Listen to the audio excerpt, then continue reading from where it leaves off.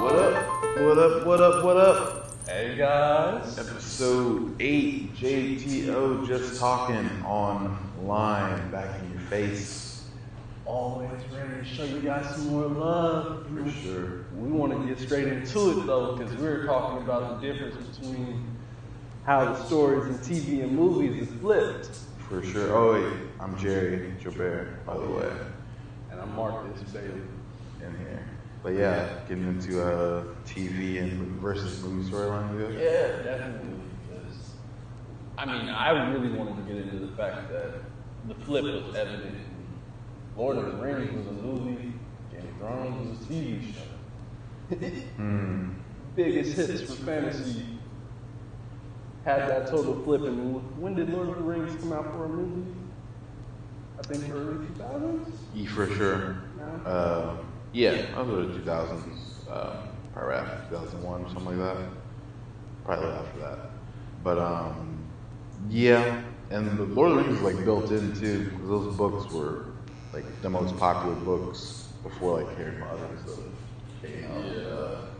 It was like Lord of the Rings and like the Bible. It was like really up there. Like bestsellers. Like for real, like, I don't think I'm making that up. But yeah, it's just I guess the fact that everyone needs content, so you have a lot of people buying ideas, but then also you have so much room to play with, instead of like being confined to like a 2 hour, 3 hour if you're nasty about it, movie to like 8 hours, 12 hours, you know, epics. Yeah. And then if it's successful down the line, then the studio or wherever will put up those bags per episode. Like Game of Thrones, each episode was like a fucking movie budget. You know what I'm saying? Yeah. So, you know, yeah. I thought it was interesting because even when you just said that, you were saying that the key part being that the books they were based on being so huge.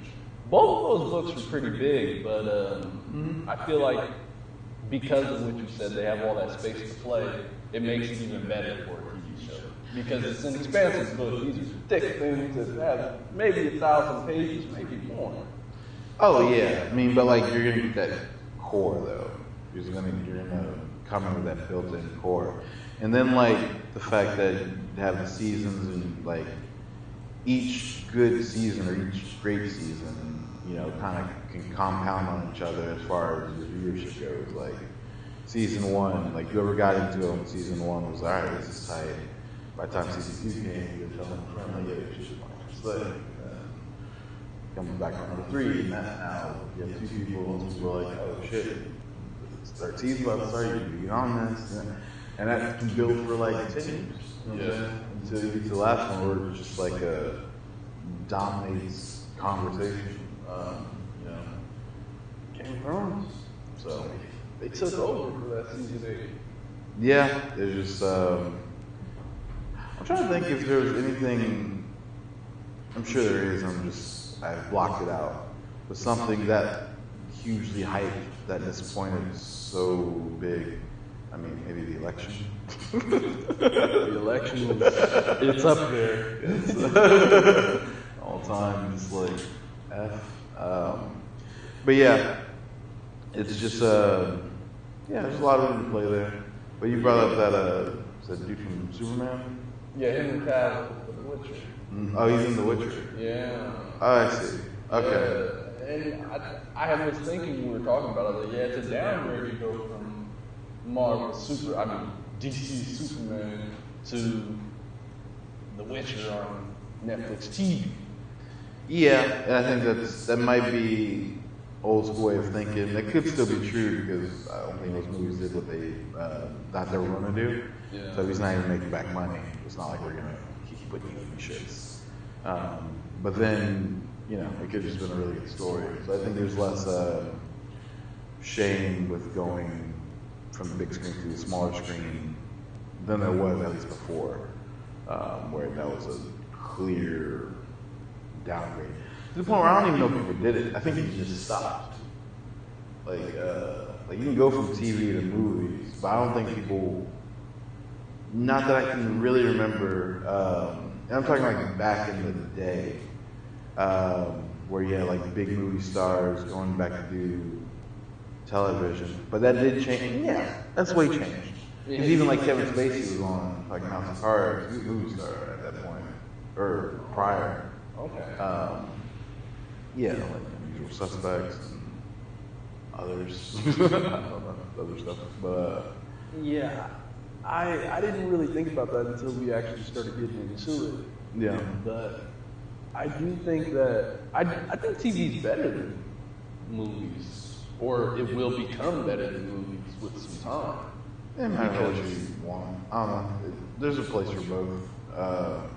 Because not every story, I don't need 8 hours or 10, 40 hours of a story. Some's like, all right, 2 hours, 3 hours, I get it. It's the same. Gets the point across or whatever. And, yeah. But I think there's a place for both formats in general. It just comes down to what people are paying for, or willing to pay to make. Yeah. Yeah, I guess the reason I had said that was just because of the bag they threw at like the Mandalorian, even for this Witcher. Like they're going pretty big, but like, Disney. I feel like they're trying to recreate that Game of Thrones hype with these things. No, it's Disney Plus. They need a show that's exclusive to their streaming site, and it's Star Wars. Yeah. That's not really a hard problem to get. Yeah. Like, I mean, everything wants to create that hype, of course, but like, as far as wire, yeah, that's not really a big question to ask. Like, why? Yeah, every streaming service has tried to come out with their premiere show, where it's like, where basically you would, They want a House of Cards. you would download this, you would buy our service just for this thing. That's the goal of those services. Thrones was that for HBO. People re-up their powers, that for Stars. I don't know what the fuck is. Showtime has good stuff, but I don't know if anything has done that. Which one? Showtime. But that's all that's all it is. It's just, I think it was America. The Showtime. yeah. But I don't that's know if not- people, I mean, that was like a short. That's not to this. Yeah, level. people aren't. I don't know if people bought Showtime to watch This Is America, even though that was a great series. And it's not like that was a mini series as well. It's not like yes, Who is America, not the Donald Glover video. Yeah, but yeah, you're not really getting the subscription just for that, unless you do. I mean, they would hope you do. That's the goal of those things. But like, and usually for something like that, that's gonna be paying the bills. You want to get like 7 or 8 seasons out of something like that. So, yeah, that's all that is. You think that's kind of like a goalpost they have right now? What? 7, like 8, 9 seasons, something like that? Because for Rick and Morty, they actually mentioned something similar. They get to season 3, and they're like, okay, we're going to do 7 more? Seasons. Yeah. Yeah, To they. make up- Oh, never mind. What? Math bad. Completely. Oh, what? Sentences failing as well. Yeah, no, the math was horrible. I said 8, 9 seasons. 3 plus 7 is 10. Obviously, that's. Oh, you're saying total? Yeah. Well, all right. Regardless, they got renewed for 70 more episodes. Yeah. That was the deal. I mean, it's just a good number, and like usually you're trying to. The old school thinking is try to get to the 100 episode mark for syndication and shit. I don't know if that's so much the case anymore, but still making it to like 100 episodes is tight. So, and that's less for your like big epics. Like you're not trying to make like 100 Breaking Bad episodes, but if it's like a comedy or especially like a sitcom, where it's like each episode is just like its own thing. Maybe there's a bigger arc, but like, yeah, you want to get volume on those and try to get that point so you can resell it for the bag later. Yeah, just Get that volume out. Yeah, That started to be the name of the game. it's always been the game. It's been the game before we were born. Volume, quality, just commerce. Well, I mean, quality had so much more than and I mean, I said that in thoughts of music, but Like Halloween franchise, like Michael Myers started in like the 80s. Made like 12 of them. They let go of quality a long time ago, like and it was 8, and they made like 7 of those, like back to back to back to back. Like, by the time I was born, they were like already like 5 albums. There's mild exaggeration in there, but I don't even think I am at all, actually. Like for real. I remember having those VHS. So my point was, yeah, it's always been. It's not a new. I said that in thought Nothing new about that. I said that more in thought of music because of That's only because it's possible now. Like if you wanted to make music in the 70s, I needed to find someone that plays guitar. I need someone that plays drums. I got to put together a band. We have to all like the same music. We have to all not want to kill each other. And then we have to get along and put together art together. And, that's just the creation. Then we got to go on the road. I got to be in a bus for you for like, months at a time if we're doing well. And, that's a whole thing. yeah, but I was saying that because of like the rise of the future versus most of your other stars you're seeing. Most of your other big rappers, they might drop one a year. They might get around to it every couple of years. Mhm. Future did like 5 pieces of work in 2015. Yeah, but it's like volume over quality. Yeah.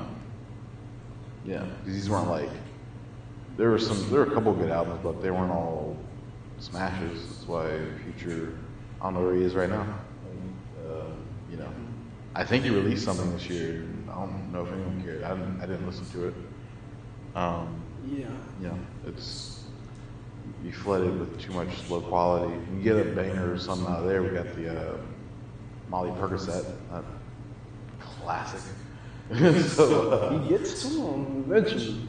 I mean, but that's like 1 out of 100 songs. You know what I'm saying? Yeah. That's the clip. He just keeps shooting. That's not a sustainable clip, for one. But then also that's possible. Like he can throw up a beat, say some shit. All right, next song. Well, I think he can.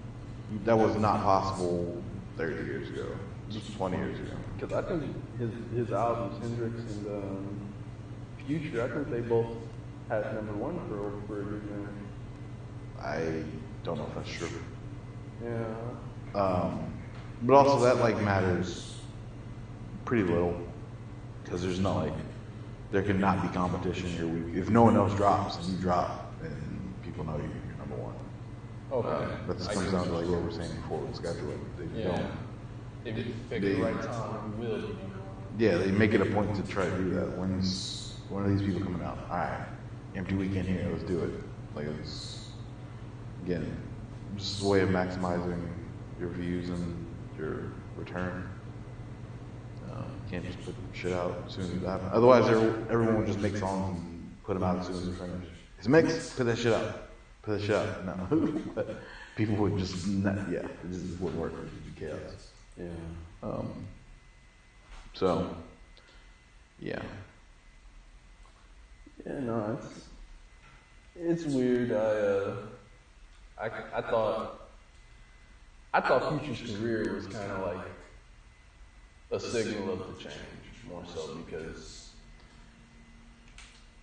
I don't think I've seen another artist do it like that. Well, this, yeah, I haven't seen it. We were talking about Griselda before. It's a rap group signed to Shady now. They've released they've been coming out every 2 months or something crazy shit. It's like 3 of them, and each of them they just keep dropping. I think they're coming back again, and they just dropped like a week or 2 ago, or a couple weeks ago. So they're saying, but they're keeping the quality though.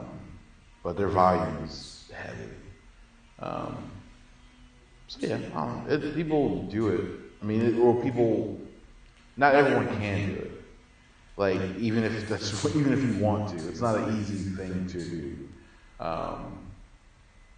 And yeah, so and there's arguments which is versus whether it's even a good idea if you could do it. That is not been answered really. It's heavily debatable. Like, are you burning yourself out? Like, because that was kind of the thing with like Freddie Wap when he first came out. It was like, well, someone should probably save some of his music. Yeah, like he was like out of like the top 10, he was like 7 or 6 of the songs or something, and it's just like, this is amazing, but are we burning this out? Like, this could be, you could have held some of this, we could have owned a year instead of like these couple months, or, you know, stuff like that. So it's a debate there, but you know, people are still trying to find out what works best. If you ask Gary Vee, he would say like come out with something like every day. But you know, volume's always been the game. So that's why Nike checks are everywhere. And, yeah, you see the same commercial 20 times and you're tired of it. It's like, yeah, I know you're tired of it, but you know it all, so it doesn't matter. Yeah, that's true. And that's just life, actually. Do you think that in 2020 there's going to be any significant change to how we're doing music on? Or do you see any reason for it? What do you mean? I don't know what that means.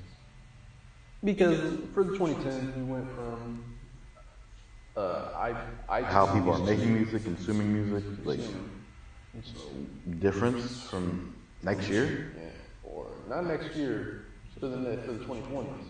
Oh, Yeah. I don't know, probably. The only constant is change.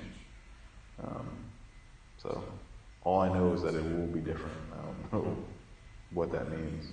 I would think the move would be, if I had to predict something, love going, would be like more independent,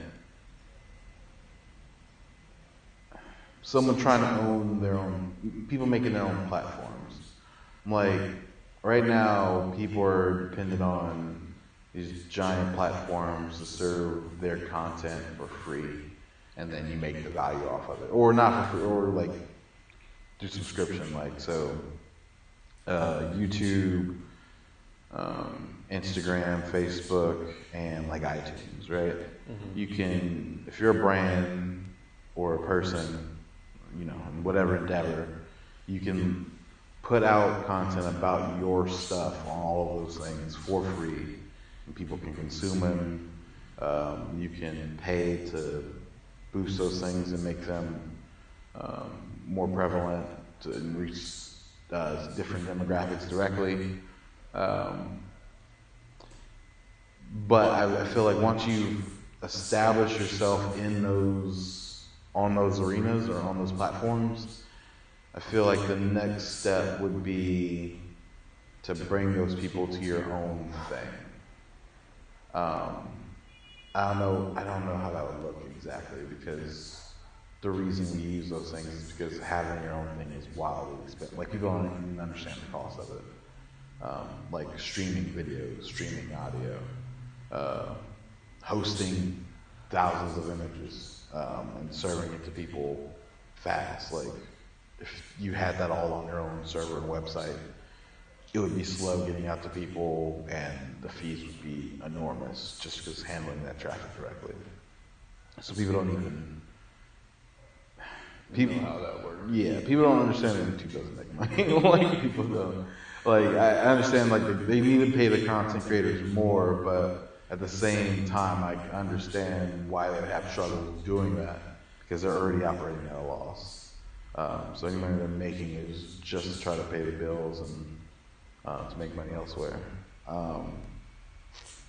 So yeah, I don't know. It would be YouTube operates at a loss every year? yeah.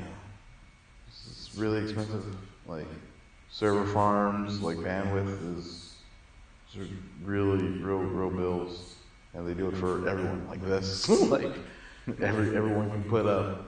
You can put up a 10-hour video on YouTube. Like, you know how much that like just how big of how much space that is. Like just starting off there. Like this is a big ass file, right? Yeah. So you're taking up a giant chunk of a hard drive, and then people are gonna want to watch this shit in fucking HD. And if it's popular, it's gonna be thousands of people all at the same time. That's not an easy thing to do. That's why, like, when you had Jay-Z kind of tried to do this. But he found out how hard it is when he released fuck, I don't know which album that was. I don't know which album, but he released it with I think it was like a beer company promotion or something, and it was like if you bought the package and download the app, you get the app for free at midnight and stuff like that. Like that was them hosting their own thing. That wasn't through iTunes. That wasn't through YouTube. That was them on there, and it crashed immediately because a million people tried it at the same time. Each person's coming back 10 times, like 10 million hits to your server. Like it's a lot. YouTube and iTunes, they can handle it just because they've crashed like hundreds of times over the last 10 years. Like, you know, people don't remember, well, people I'm sure remember, Twitter used to fail like every other day. The fail well, you can like Google Twitter fail well, and it's like an image of this well that would just be there. Be like, yeah, we're broken, sorry, we'll get it back up, but, you know, that used to happen all the time. I don't know the last time that's happened. I'm not huge on Twitter, but like, yeah, its uptime is way better than it was even 5 years ago. So you know, that's just what it is. They're tested. They have everything in place to do it. And they keep adding improvements. But For the regular person, that's just for the regular person, that's just not even realistic. it's not realistic for the not regular person. Like Yeah. I've seen rich people fail doing this, like trying to do their own. This is we just talked about Jay-Z. Like you know what I'm saying? Why does Google keep YouTube? What's the Because it's YouTube. It's like a loss leader. Like everyone's on YouTube. It's the biggest platform. It's one of the biggest platforms in the world. Like why would you? That's why you bought it. Everything doesn't have to make money if you're making money. Like Google makes money. Yeah, it's you know what a loss leader is? You know the term what a loss leader? No. Like that's a term in business where you have like consoles. Okay. When PlayStation 2, I think it's probably still true now, but PlayStation 2, 3, Xbox 360, all of those cost more. Every time you bought one, you were buying it they were losing money off of every one of those consoles. Like those actually cost more to make than they were being sold for. It wasn't really marked up. But once you have the console, you're now going to have to buy a library of these $50 games. That's where they make the money back. So that's why, that's why Sony made its own games, and that's why Microsoft made Halo. It's like, right, we can sell these games for $50. We make some money off of those, and those are even still small margins because those teams are big to make put those together. But we gotta get this in the house, and if we sold these at the true value of what they were, those were little supercomputers. You know what I'm saying? Those were like the best graphics cards at the time, like the big hard drives, or just hard drives, period. So if we sold these at what they would be, no one would buy it. But if we sell these at a loss, we can make our money back over here. but that's what that is. That's a whole business model. Just you gotta get people in the door. Lord have mercy. It's like, yeah, it's like sales. It's the same thing with Christmas sales. It's like, yeah, we can do 50% off this, whatever. That's already because we marked it up crazy to begin with. But also, once you're in our store, you're gonna buy one shirt? No, we're gonna sell you 10. You know what I'm saying? We got deals for you. Yeah, so we can do this by volume. But I need you, gotta get you here. So I don't mind losing money off of this if I can get you money back on over here. Yeah. So that's just 101 business. Yeah, you gotta get a smooth little game. Yeah, Amazon doesn't make money. You know, and there's like part of that's like a business plan as well, because like they make money, but they spend all the money in themselves, so they operate at a loss technically. So that works on like two hands. Like for one, you don't have to pay taxes because you don't have this giant storage of money that we can tax. So they pay zero or get refunds, which is insane. And then there's a lot of benefits to aggressive expansion, because what kills the business fastest, I would say, would be complacency. As soon as you get comfortable, like when Blockbuster was like, yeah, fuck Netflix, we're not gonna buy Netflix, we're Blockbuster, bitch. like you think these people are gonna stop coming for these hot DVDs? Yeah, fuck your online streaming. We don't need that until it was like, oh no, and then it's like, oh yeah, we'll buy you now. Price is gone up, son. For like 10. We don't even want to buy you. We good now. That switch came. That was like a couple years. Like that was like a 2-year switch from when Blockbuster declined buying Netflix. They had that opportunity to when Netflix was now dominant in everyone's homes, and Blockbuster was looking at bankruptcy. Happens that moment of complacency took down a whole franchise. Happens all the time with business or people. You know what I'm saying? That's why you always gotta be learning, trying to grow, trying to make something get better. Because what did Drake say? Drake said, what did he say? I'm at the studio at 6:45. My haters either on the way or where they arrive. You know what I'm saying? That song's so hard. I gotta have all this shit I rap about. It's for my pride. When it comes to pride, you know, I can't put this shit aside. I love this song. You can't sleep on Drake, even though like, everyone loves and doesn't want to put the respect on his name at the same time. It seems like.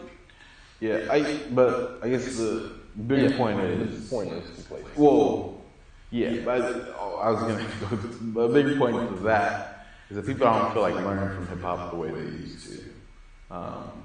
You know, and you can't learn from all of it anymore. But like your top tier rap, like there's real lessons that have always been built in there, and Drake comes from that class. It's like if you're listening, you could get your life right. Like he's telling you, he really gives you the recipe all the time. Like, you know, same thing with like Jay, Old Easy. He's kind of less than this because he's always been doing music, but there were still really good lessons earlier, or just self-reflection maybe. Yeah, it's different. Kanye's He can vibe really well. He can vibe really well. No, I'm talking about takeaways, like lessons. Like there were real people went to college because of college. Okay. Like that's what I'm talking about. Like I'm not vibing. Anyone can vibe. You can Kid Cudi hums on the track. That shit's a jam. That's a vibe. But like when Cudi gets into his bars, he's gonna make you relate and then look at yourself. It's like, are you happy with this? That's, you know, Lil Wayne, M.O.B., money over bitches. Like, it's a simple thing, it's a little ignorant, but it's not wrong. Like, stack your paper. If you're chasing women over money, you're fucked up. Yeah. And it's either a moment in time if it's not already time. Like, your priorities is backwards. And, like, that's just not a small. I thought about coming up with the 10 Commandments of hip hop. And that was, I didn't really get far in this thought process. I've had it like a couple times, but like number one would be M.O.B. Because it's like number one rule. I don't even know what would come second. But yeah, I'll kind of take that to the side. But yeah, people aren't learning the way they. I think it was the Brilliant Idiots. I'm not 100% sure. But Charlemagne, I'm pretty sure, was talking about hip hop's gone from teaching you to be the drug dealer to teaching you to be the drug addict. Well, yeah, but it's not teaching you to be. It's just the people doing it were. It went from dealers talking to the addicts talking. Yeah. Yeah, there's something to be said about that. But even in that, I mean, all right, there's a lot to be said for that. For sure. Yeah, Lil Pump does not. No, that's what I'm saying. But you don't learn from everyone. Like, you got a guy with rainbow colored hair. I don't think you should be looking for financial advice with, you know. I don't like, or you should take everything. You should take everything with a grain of salt. But like, you know, like Jeezy, like trap. You know, it was all about like trap shit, but he came in the game with $1 million. Like, he was rich before he signed. Like, he tells stories, and it's just like, people, they're like, all right, yeah, but whatever you're doing, you gotta stop that shit right now. Because we're executives, and we got on the same watch, and I'm signing you. So, there's a problem. I mean, I fuck with it, but you gotta stop. Whatever you're doing. Yeah, because money doesn't come that fast unless you're slinging shit equally fast and whatever. But yeah, but like if you listen to Jeezy, his albums are called Thug Motivation, and it's 101, 102, 103. It's like a class. And the first song of the first album is Hypnotized. Or no, that's don't get me wrong. I'm wrong. There. That's the second album. The Inspiration, Thug 102, Thug Motivation 102, is Hypnotized. Whole thing is, I command you niggas to get money.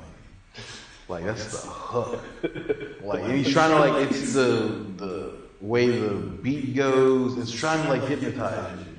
Like, class in session, when I talk, they listen. You already know how it goes, real niggas pay attention. That's how the shit starts. That is the first words. That tells you what the fuck's about to happen. Yo, listen up. I'm about to give you all the game. Like, and and if you're not listening, then you're not even real about it. You're not even part of the discussion. You remove yourself from the room. That's what I'm talking. That's like that's where shit comes from.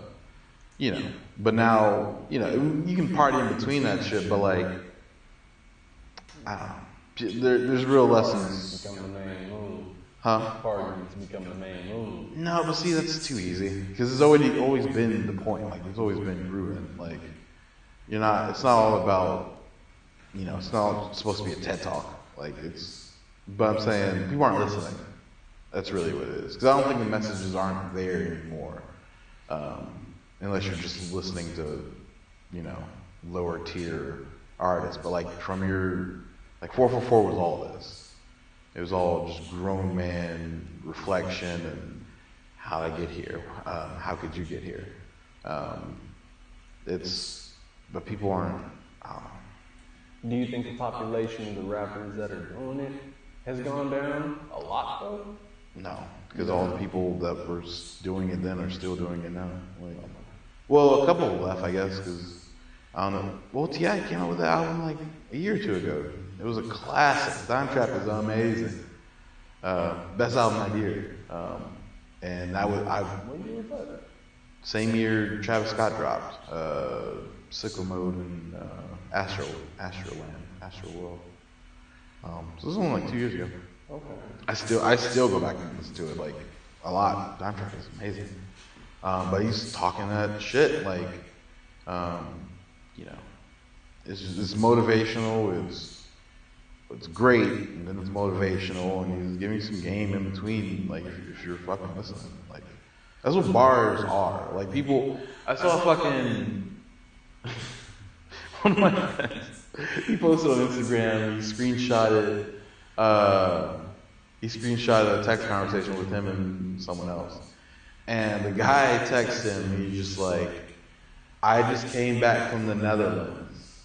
It was the hardest bar he's ever heard from Quavo." And I was just like, that wasn't really even a bar. I was just saying, it's like it's a stunt. It's definitely a stunt, right? I just came back from the Netherlands. Hard, yeah, sure. That's not a hard bar.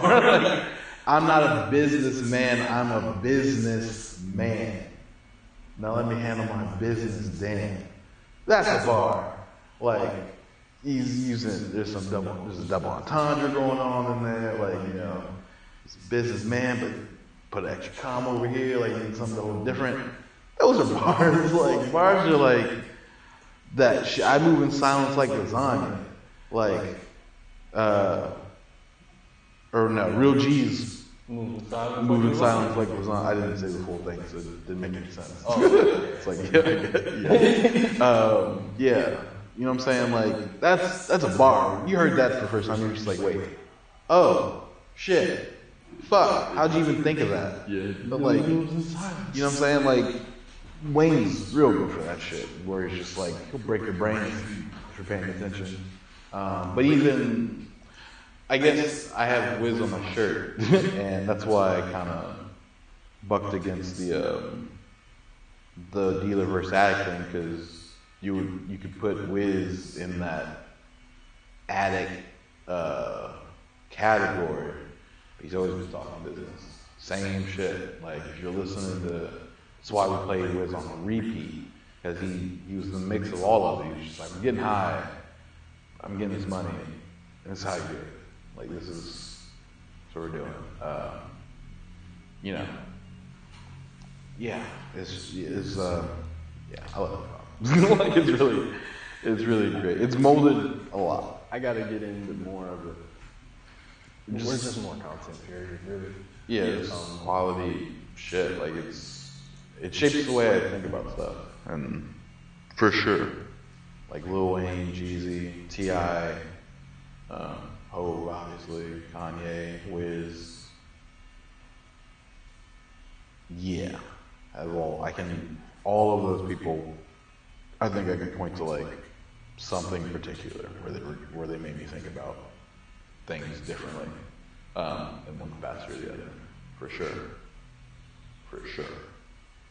Yeah, very impactful. Every time I'm on a plane, I listen to Wiz. Have to. Same 3 songs.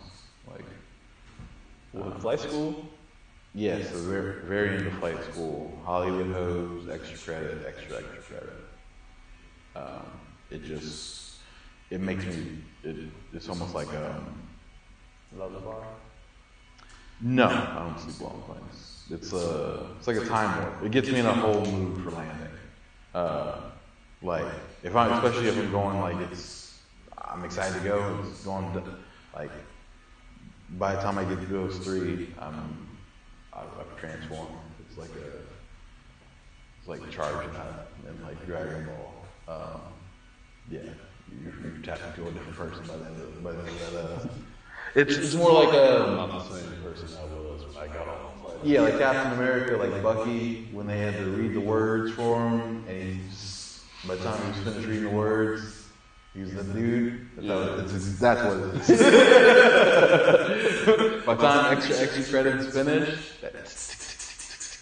by the time that's just finished, yeah, you're dealing with older gentlemen. I could do that. Yeah. Some albums have that effect, and it's hard for me to find the ones that hit like that. they have to go with something. Yeah. You gotta live with it. Because it's not like a standalone thing. Like, there's a reason for it. You know what I'm saying? It's because of life and what happened when that first happened. So it allows you to kind of tap into something.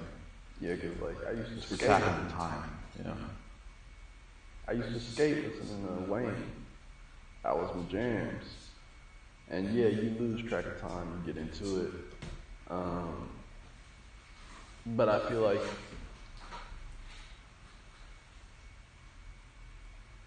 I don't know. I feel like it makes everything you do more dramatic Well, when it's happening. if you have a soundtrack, for sure. Yeah, But I mean, just, that's what it is. yeah. We live a life on a soundtrack. That's my like Facebook profile. That's been my profile on my Facebook status for years. For real? Give life your own its own soundtrack or something like that. I don't even remember what it says. It's been there forever. Okay. But yeah, that's scores. Like, yeah, if you score, that's why movies have scores. Yo, It hits different. Yeah, of course. But yeah, but like you mix that, you mix like a tight moment with the right soundtrack, and then if that soundtrack also had sprinkles of gems in it, it's like the perfect wave for something to last forever. You know. perfect storm. Yeah, and hopefully you're a better person because of it. Because that moment doesn't. It's forever. Like, it's just it reverberates, and you just move differently off of it, or you can, for better or worse, whatever. Yeah. What do you listen to other than hip hop? What would you put in the same level, or is it just Music's music. oh you listen to everything? I wouldn't say everything. I mean, I was jamming some country hard like a week ago. Oh, my phone's up there. I was gonna pull his name. I listen to that shit tonight. He was the song Tennessee Whiskey. Shit's hard. Well, hard. Yeah, that's what it's called. This is I can't think of his name, and my phone is recording this. Huh? That's all. No, it's like a guy. But it's a black dude. Honestly, I only got into him because my Uber driver here was playing it. And I was like, this is jamming. And by the time he dropped me off, I looked it up, see the album, I could see the name on his radio. And yeah, I looked him up on iTunes, was like, dude's black, what the fuck's happening? It's like black from Georgia. I was like, alright, definitely in. And I played the whole album, I was like, do I fuck with this? Like, this shit jams, yo. Like, there's a couple, it was, it's not my favorite thing, but it's not my favorite thing. It's, there's maybe only one or two songs I kind of just skip. Everything else, I can let it rock. And there are songs I'll go to, Tennessee Whiskey being one. But yeah, on R&B, I was having R&B before that. I can't think of any like artists off the top of my head because I've been like a lot of new people, like new R&B. Chris Brown still has the album of the year to me, with Indigo. Listened to a lot of R&B this year. Some jazz. Got into a lot of John Baptiste. He had an awesome jam session with Sway this year, which is I feel like a must watch. There's 2 parts. It's fantastic. Sway, yeah. Sway has his like jam sessions a couple times a year, and he brought in like some rappers, some singers. Mumu Fresh, she's hard, not hard. Her voice is amazing. But I learned about her from that, so that got me into a lot of new music. There's Japanese, Yaeko. She's amazing voice as well. Listen to her. Yeah, whatever's tight. I don't really. discriminate?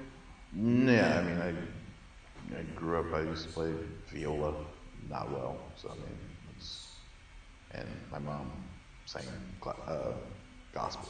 So I've if you ever heard if you heard me playing music by myself, like if you weren't here and you just hear my playlist, it would either I don't even know if people would fuck with it because I'll juxtapose shit for the sake of it because it entertains me and it's just tight. So I'll go from Jesus is King to like the country thing to Indigo to like Gucci. That may set up a whole trap thing, so like Migos might follow that. Travis, Drake could start a whole thing, so maybe get a couple different Drake vibes, and that can go into, I don't know, I can even bounce Ed Sheeran fast. Ed Sheeran can turn to Stormzy. Stormzy can go to, I'd come back to America, because the grime shit. I can't listen to stand for too long. It's like I got new bits and pieces. But yes, West Coast rap, East Coast, might go back in time, grab something. Again, Dime Trap stays in rotation. I mean, it can really go all for hours at a time. It can go everywhere. I might throw in some Tony Braxton, fucking, yeah, Endings Game. It comes to mind. Yeah, I've discriminated against country a lot, but that Old Town Road really put it to question for me. Yeah, well, that was like a mix-up. It's not Well, I mean, traditional. definitely not. I mean, I was into another band called the Dead South. That was actually the song you mentioned sounded a little similar to something they had. That's why I thought. Oh, yeah, and like that, and again, even with that one, that's not something I had searched for, but I couldn't ignore it. Like when he was playing the Uber, I had questions for him, and I would have gotten him off, but he was old and spoke Spanish, so it's just like I'll just do my own research on this. But thank you. Shout out 5-star. Shout out to my driver. Yeah, yeah, he did that shit. Like I was a whole new guy. I had no idea. But yeah, so I don't really. The genre really doesn't matter. If it's popping, it's popping. I've learned the most from hip hop directly, I would say. It's your favorite. Yeah, Or has the most of your favorites? maybe. On any given day for that. I'm just saying for a favorite. That's like my favorite TV show. I can tell you my favorite song. I can tell you my favorite TV show. I can give you my favorite movie. I can give you a range of all those things. But like a one, I don't know if I could really. Just pick one. Yeah, because it would change as soon as I said it. You know what I'm saying? There's so many dope things now. Yeah, like Fall Out Boy still comes into play. Panic at the Disco, fucking, yeah. Everything's really game. It's tight. And I get excited about a lot of those things equally. Like a new Panic at the Disco album, I'm like, oh shit. I get on that fast. Passionate about music. I love music, So, yeah. I feel Yeah, that. always. Yeah, because I have like, outside of hip hop, I have like maybe, within genres, I might have 2 or 3 guys I listen to, and that's it, usually. And I like them a whole lot, but I think it's more of a thing of, people restrict themselves with music because they don't want to keep trying new stuff. So it'll make, for me, that comes out, and if I'm like, oh, I don't like a genre, I'll find someone I like in it. But once I get like a solid 2 or 3, it's like, oh, I don't care. Yeah, It's easy to get into that. I feel like there's a bigger point to there. People limit themselves in life too much, and that's just a part of it. Like, you know how often, or think about how often you've heard someone say, "Oh, I'll never do that," or something not even that crazy. I mean, like, there's times that makes sense. But, like, people bring out never on basic shit. Like, I would never eat a marshmallow. What? You wouldn't even. You don't have to love it, like it. What? It doesn't have to change anything. But like, you wouldn't even try it. Like, just. I mean, dumb shit. Like, I would never. Whatever. People really. Just. They double down on. Well, not even double. Like, just people. People are really rigid and not really that exploratory, I guess. Really not trying to get out of their adventurous. Thank you. It's like there's something there's a word for this. But yeah, like people aren't really trying to go out of their comfort zone or push boundaries too often. They put themselves in this little box and they just live there. And if you're happy with that, then that's fine. Problem with that is a lot of people build up this little box, live in it, and then complain that they're in this little box, but then say that they'll never go outside of this little box. People are fucked up. That's a lot of people. That's not even like, that's most people. Most people will put themselves in a situation, then do nothing but complain about the situation while trying nothing to get out of the situation. That's, you see it too much. It breaks my heart every time. It's just ridiculous. But so to that point, I feel like the music part is just a smaller symptom of the bigger issue of people. People think what they are is all that they can be or all that they will be, and they don't give themselves enough room for growth. Yeah. You gotta keep your teacup a little bit empty. You just don't know. Stuff. You just don't know what you'll gravitate towards, or like why not try something? Like food's one of those things where I get it, but like I think I grew out of it. Whereas in like there was a point where I was like, from a kid going into adulthood, where it's like I know I don't like it. I know I like everything else is good fucking self. You know what I'm saying? And eventually I was put in situations where it was like, oh, this is a new meat. So it's not cow, pig, chicken. It's like first time having like goat, or like first time like or lamb, and here with like the marlin tacos and like swordfish. But if you asked me 5 years ago, or maybe 10, whenever, I'd have been like, I would never.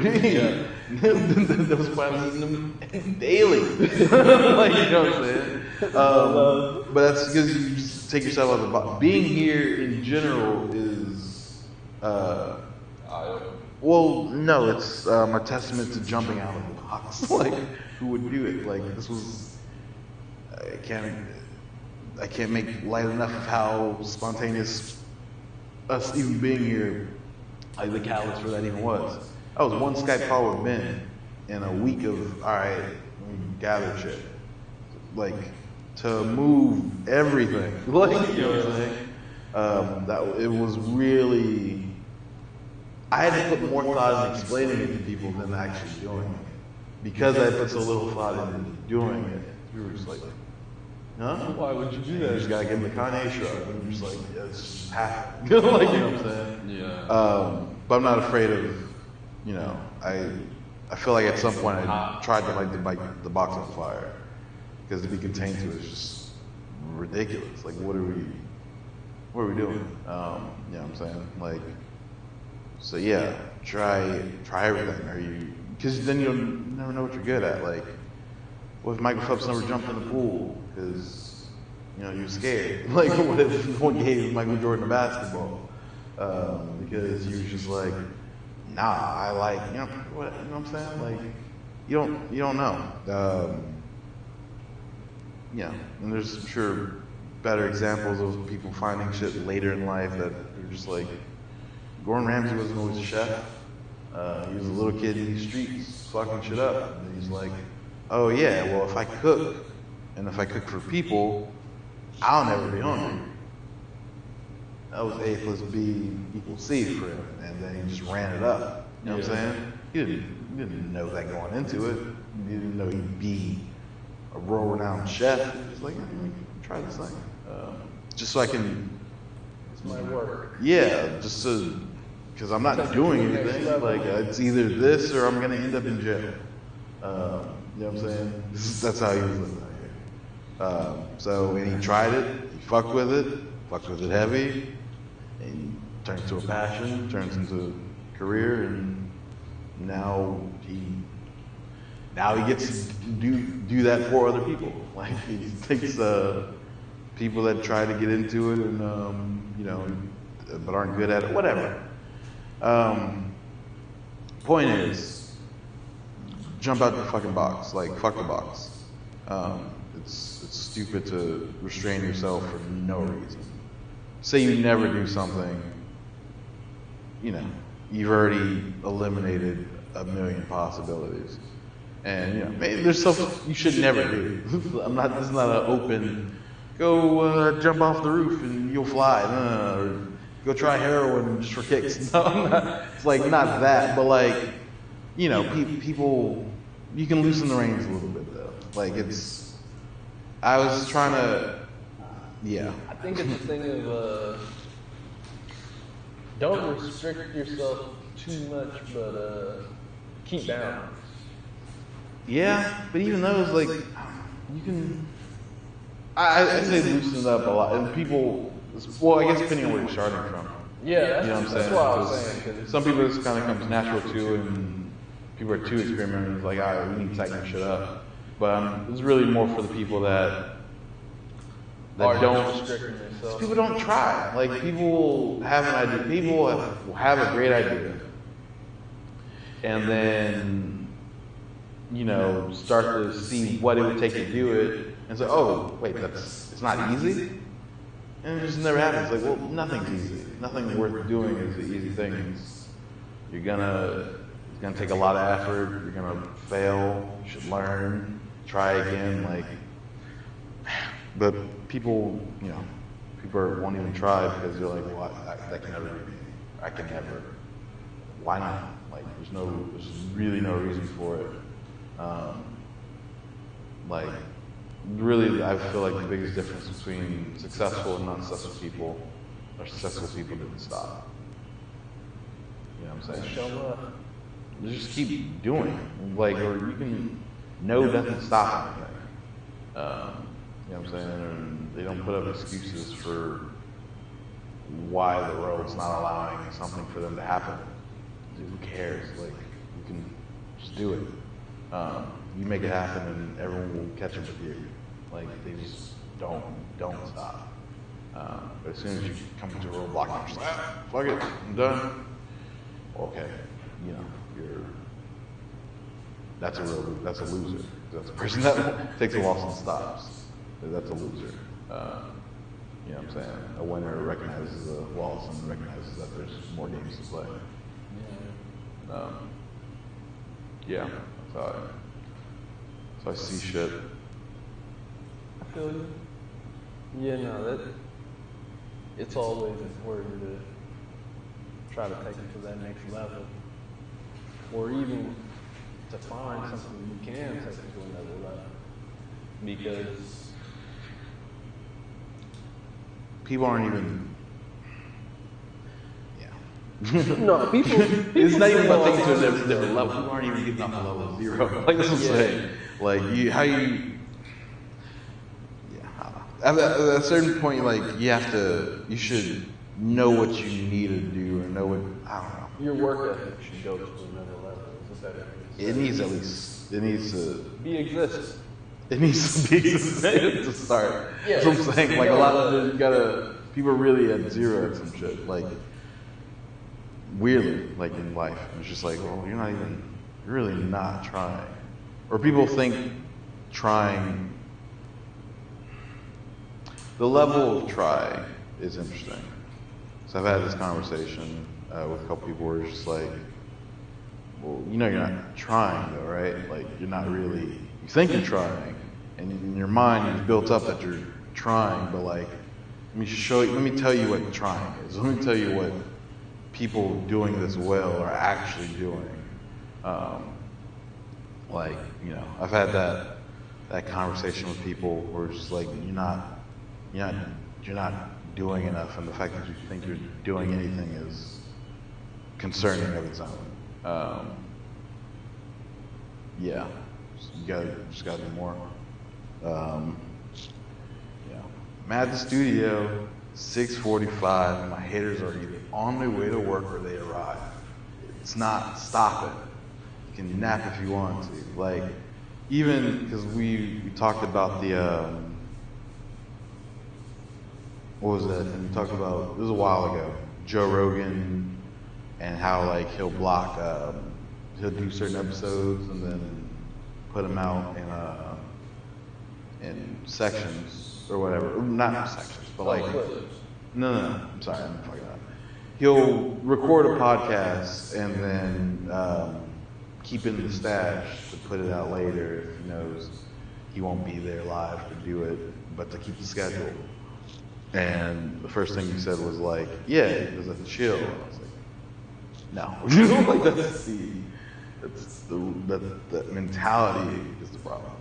Because he's only doing that to do more work. It's the complete opposite. Yeah. And that's what I'm saying. That's the, people are trying to do shit to chill. It's like, no. People are doing the shit to do more shit. Like, that's, like, Charlamagne has like 5 jobs. He has like 2 shows, Envy. He's on the road, he does seminars, he buys houses. The Breakfast Club is almost like a side thing. Like, it's not, you know, I only bring that up because he has Breakfast Club on the screen here. So, you know, but like the level, people are Uber drivers thinking they're doing enough. Like, it's like, you know what I'm saying? People you look up to have like 5 jobs, and you have one that you do sometimes. Oh, fuck. I can't believe someone's actually calling right now. Wow, hold on. Oh, and it's got nobody too. Oh my god. Who the fuck?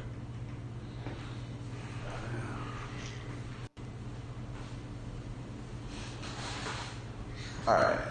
Are we still recording? Yeah.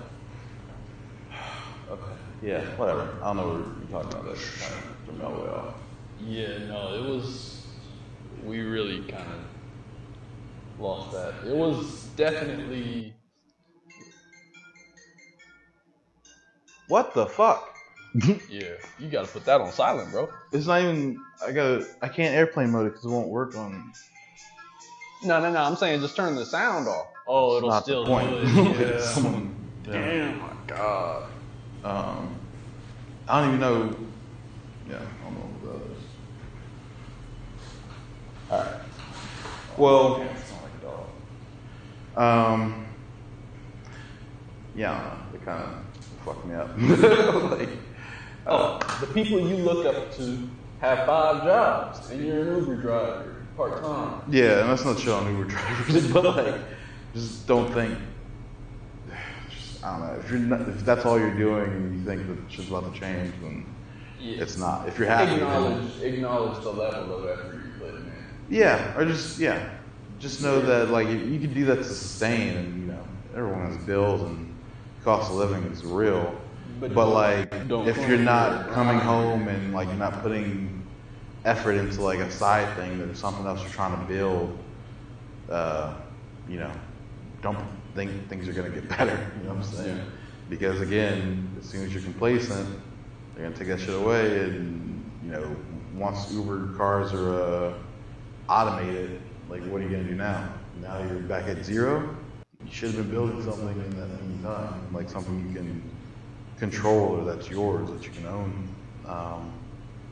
You know, yeah, that's why I do work for other clients and whatever, but I try to spend enough time trying to build my own thing, just because if all that goes away, I need to have something for mine. And if you're able to make that thing, you've made a whole different skill now. It's like, oh, I can just create businesses over here? Okay.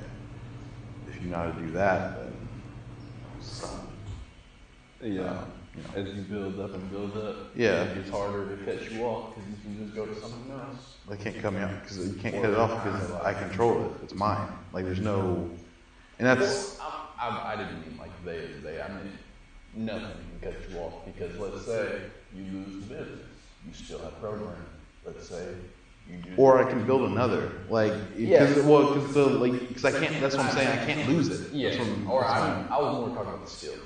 You can't lose that either. But like the skills come with it. If you lose a job with one skill, you have a whole other skill. Is kind of what I was saying. And you can do something with that, or you can just find something else within what you're doing. But yeah, you're But right. yeah, I mean, but the skill part, yeah. But I'm saying even on top of that, you have your own The thing. business part. Like that, no one can take that away. It's yours. Yeah. You can stop it. They can't stop it. There's no they. You remove they. That's my point. You should be trying to remove You they. are they. Because they is always going to fuck you to make more money. That's, if you're working for a business, that business's only purpose is to make money. You are either part of that system or you're not. They don't care about you other than can you give to the system.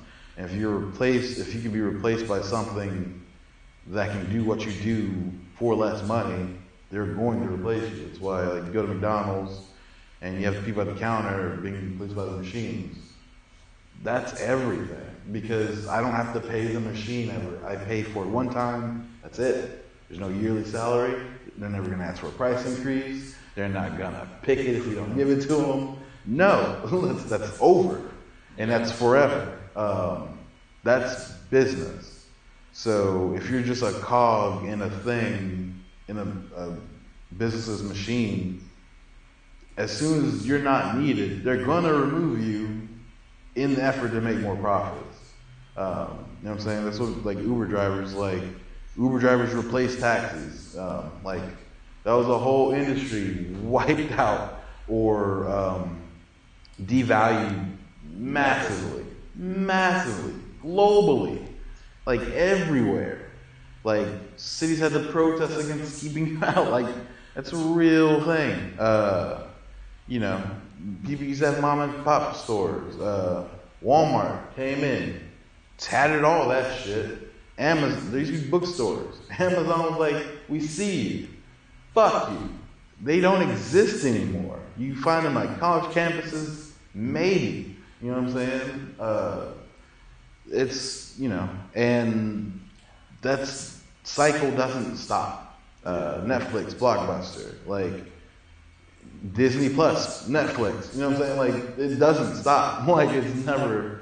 Everybody's trying to get on The top. moment you think you're okay is the time where you need to be doubling the fuck down. Because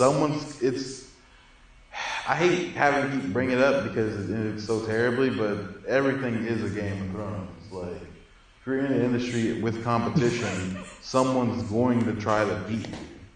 You know what I'm saying? And it's really by any means necessary. There's no love lost. I don't care if you go bankrupt. I don't care if you have to fire 1,000 people. Like, it doesn't. We'll take them. We're hiring. You know what I'm saying? Like, and that cycle, that's just market. So, like, yeah, don't. It's speeding up too, so Well, the effort's got to get you more. It's not even like speeding up. It's just different platforms, but it's all the same. It's really. You don't think the internet's sped all of that up? No, 'cause you still gotta make shit. Like, in that part, you can't really, you know, you can't really get around that. Yeah, maybe a little, but I don't think so. I don't think that much. I think it just took a new form, and the competition comes from different places now. Like, brick and mortar stores didn't think they'd have to compete with the internet until the internet took over brick and mortar stores. So it's like, but like within the internet, like there's no one quickly on pace to replace Amazon. there's only quickly on pace to replace Facebook. Like out of all the stable institutions now, Instagram is the one that's maybe on a chopping block of sorts, just because people aren't happy with the way shit's been being distributed, and TikTok's here and people fuck with it. So I don't know if that will take that over, but they're having conversations are being made, I'm sure, to try to match everything that they can at Facebook, like stuff like that. And regardless, Instagram is Facebook, so they have the resources to, like, all right, we see what you're doing over there, we'll just copy all your shit. They did that Snapchat. Snapchat was on that ass for a second. They're like, yeah, that was a real conversation. Like, we could maybe, take some of this profit share, replace it. Nope. We'll take the best parts of you, put that on our shit, suck it. How you think Snapchat felt about that shit?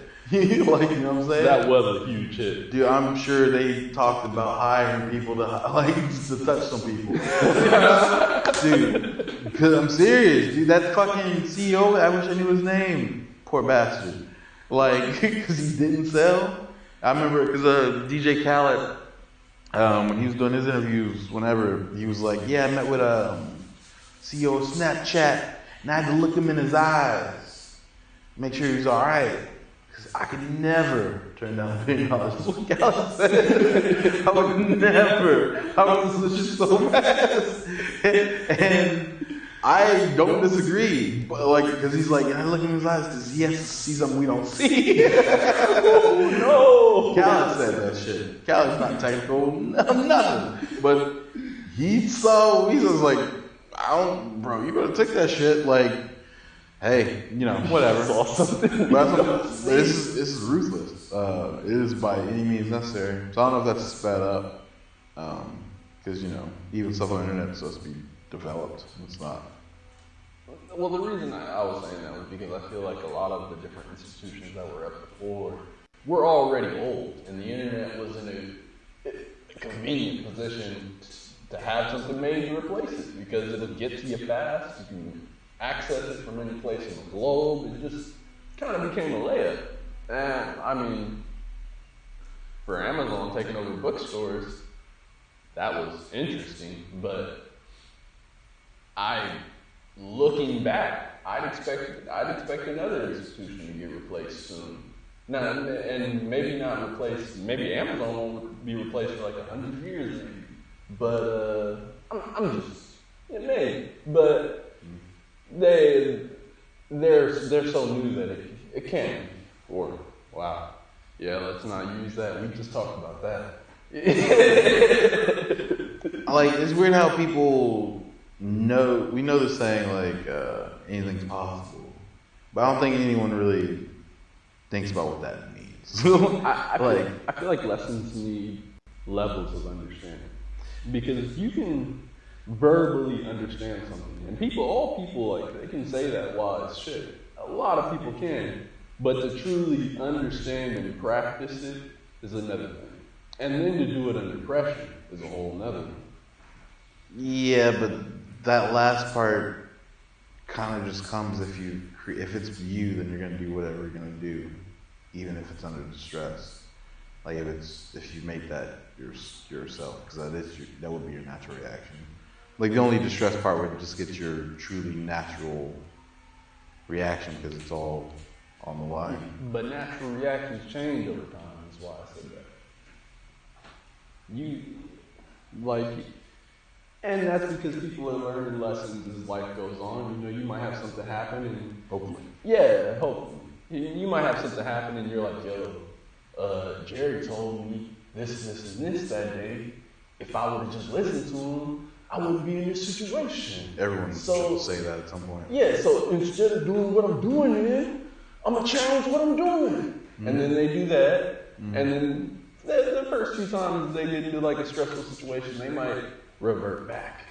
But as they keep trying, failing, if they continue, all right, yeah, they have to continue. Yeah, but if they do, they'll get to a point. Yeah, because All right, I see what you're saying. Because that kind of goes with I've been watching. I think I mentioned it maybe last week or week before, but watching a lot of Kitchen Nightmares with Gordon Ramsay, and that's part of that. Is like he puts him through like a week of just hell, like tears him down like completely to build him back up, and then try to instill the winning habits that they need going forward.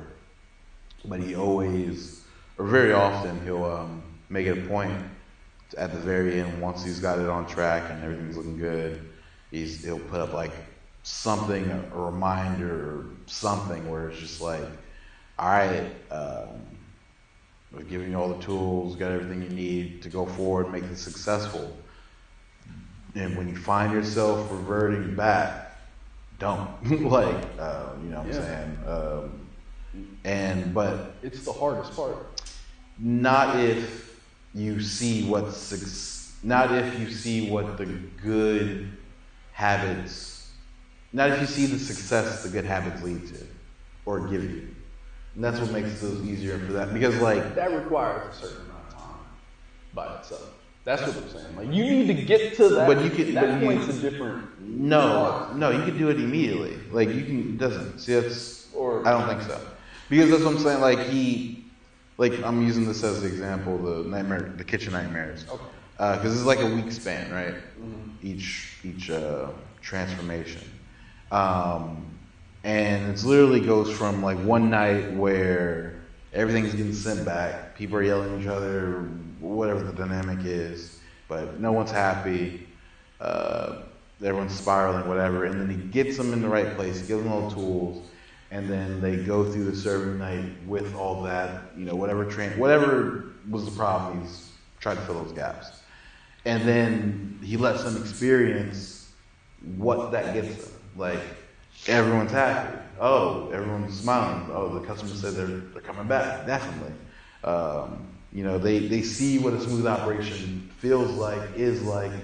You know, the register's there at the end of the night. That money's, you know, it's real. Like it's you have something tangible to go along with the lessons, so you know what that. So it's only hard if you're just lazy or just really not smart, because you know what the success gives you. You don't need that over. That doesn't need to happen a week straight to know that this works immediately. Does Ramsay do that reminder every episode? Pretty much. I mean, all these people are wild different, so it's not always the same problems. Or it's not the same problem, but I'm saying he gives them a reminder of how perverted in everyone. Yeah, I mean, because it's. I only ask because you said they start off, they do it their way, things are hard, it's going bad, and they. Well, it's not even like it's going bad. He's only there when the restaurant's almost about to close. They've been failing for however long, like years, at least months. Like they're about to close, so it's not. They know they're not right. He's not coming in there and just like tearing down a successful thing. No. They know they're fucked. They know. They don't know. They usually don't know why it's all wrong, because they're not really that looking at themselves that deeply. But they know that They know that whatever they're doing is not successful. And then he heightens that. He points out what those things are, and you got to handle that shit. And then he builds it up. So, you know, it's not like. So that's what I'm saying. You know the difference. Like, you know the difference, but the reason reverting back is that the reason that's such a hard thing to, or that's such an obstacle, is because people usually have years in whatever state they were in. It doesn't matter though. Like if you know you're losing. That's what I'm saying. Do they ever the first day they do it, they just start doing perfect after that? Or like within an episode, each episode is one restaurant. Yeah. Okay, so within one episode in that week, they have their first day, they do bad. Then they have the second day, they do it Ramsay's way. No. Okay. It's a week. Like that's 2 How many days do they do? A week, like 7, like a week. Like they'll do it. They'll fuck up for like 3 or 4 days. Like, okay. Yeah, like he comes back. He'll come and just do a taste to meet everybody and taste shit. They're already running, so that's you. I mean, they're not. They're always doing bad. That's why he's there. Yeah, You they're can't doing stress that. that enough. Like there's not, like they're used to people not being happy with the food or returning shit, and like that's just happening all the time. So he comes in and he operates, and they're just doing what they already do. Yeah. And he criticizes. He comes back in to like be in the kitchen, just letting them do what they do. And then he'll start pointing out things that are wrong as they're going along. But they're still operating how they operate terribly. Okay. And then from there, once he sees that, then he'll usually there's more inspection. Now he really wants to see like what's your this food's terrible. Is it even fresh? What's your storing capacity? Are you guys clean, organized? Blah. Like, are you doing the shit that you should be doing as a baseline? No. Okay. You gotta fix that shit. He's a chef. Can he cook? Actually, like if we give him good ingredients, can he cook? Yes. No. Varying. You know. Or is it the front or waitresses? Are they giving like he fixes all this shit? So. And then, you know, and they're operating, because they're, again, a business, so they have to always keep serving through these processes. You don't have the luxury to stop because they're already losing money. So, yeah. But so by the end, that last service, he's made them a new menu. He's working with the chefs directly. He's whatever, because the problems, again, vary wildly. He's gone through, he's been therapist Ramsey, like, you know, he's gone through all that shit, and then gives them an opportunity, all right, with good food, with the right menu, with the chefs knowing what they're doing, waitress staff knowing what they're doing, you can feel what success feels like. I'm gonna give you, this is, if you do this right, then they feel what this feels like. Yeah. And they know it's a giant difference from what they've been doing for however long they've been there. Yeah. It's like the register's full, customers are happy, they're saying they're gonna come back, they're smiling, like, you know, these are people that are used to getting in fights every day. I'm not yelling, I don't feel shit. Like, you know what I'm saying? They're not stressed out. Because these people don't want to be what they turned into. They turned into what they were because of frustration, not knowing how to fix it. They just turned into assholes. Turns out they're usually nice people. They just have the weight of the world on their back and feel like they're doing it by themselves. You know, there's some weirdness in there, but that's usually the baseline. I own this business. I put $1 million into it. They're about to take my home if this fails, like, because I'm all in on it. Like, I took a loan against my house. This fails, I'm homeless, and people losing their minds. You know what I'm saying? So, no, yeah. I only need to show you how to do this once. All you need to do is feel it once and know that I've given you what you need to do to replicate this. So if you slip back, it's a real problem. They usually don't. Like, the success rate is pretty high. Because if you slip back from that, like, you're just not smart. You don't really, kind of don't deserve to win, especially after his shit in general. So yeah, I don't think it takes time. It just takes a smart person, or at least the taste of success. I feel like that's the most important thing. Like, if you, Strong experience. you just need to see the good behaviors rewarded. I think just once. And if you care about yourself, you can make a change. But yeah, I don't make excuses for people. Like, I try not to make it for myself. So yeah, I just don't tolerate them. And I hate that when people make excuses for other people, because I don't even understand it. I can get my mind around a lot of things, but that one confuses me still. Stuff happens. Hmm? I said stuff happens. People have different levels. I mean, because at one point I would have said the same thing, but What? I don't like to make excuses where I don't like when other people are, but especially like lately I realized I do the same shit. It's just from my position. But But you don't feel like you need to change that though? If you... Oh no, I feel like I that's what I'm working on. But I'm saying within that, I also understand that the only reason I had the perspective I had was because of the situation I was in. Throw me in a new situation, I'm a new person, is the whole thing. But you just, what is that? I'm confused, honestly. Or I just don't know what that excuses have no use when you're just handling your shit. The whole point of excuses is that you're not handling your shit. That's the only reason you should hear it. And that's what's... See, you should never hear them. I guess that's my point. Because no one cares. Like, no one...